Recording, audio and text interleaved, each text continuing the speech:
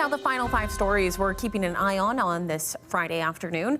The Federal Court of Appeal has ruled the Liberal government did not have reasonable grounds to invoke the Emergencies Act 4 years ago in response to the Freedom Convoy protests.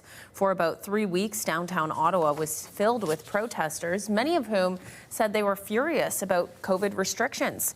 Many were in large trucks that blocked streets around Parliament Hill. Big rigs also jammed key border crossings to the U.S.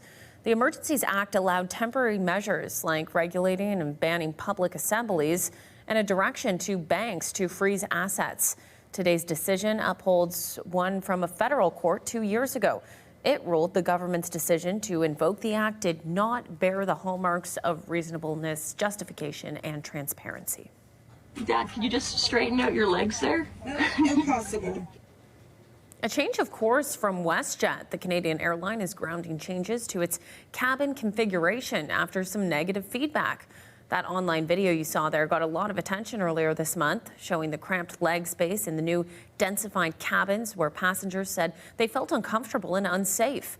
WestJet says following the review of the data and feedback from guests, the airline will return to its standard seating arrangement for economy cabins by removing 1 row of seats.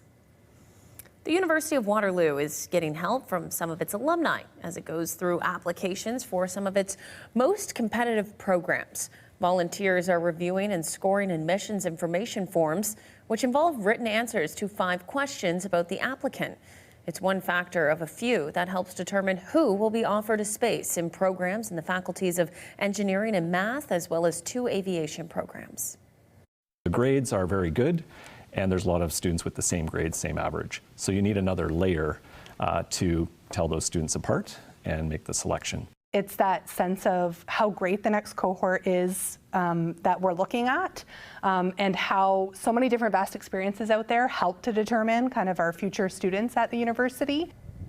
The university receives 25,000 to 30,000 applications across those programs. About 500 alumni volunteers will help review them this year. Who hits it high in the air to deep center. It is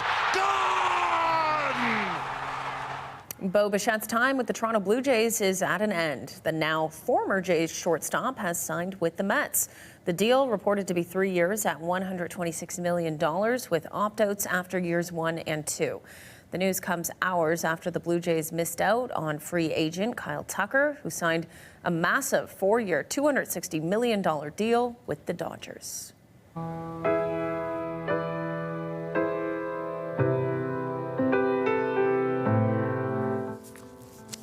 Finally for us, on the music front, Harry Styles set to return with his first new album in nearly 4 years.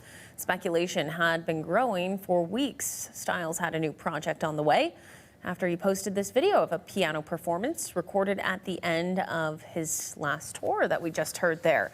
Styles is now confirming his album, Kiss All the Time, Disco Occasionally, will be out on March 6th. There you go. Some new music as we enter this new year, and March quickly approaching as well. It'll be here before we know it.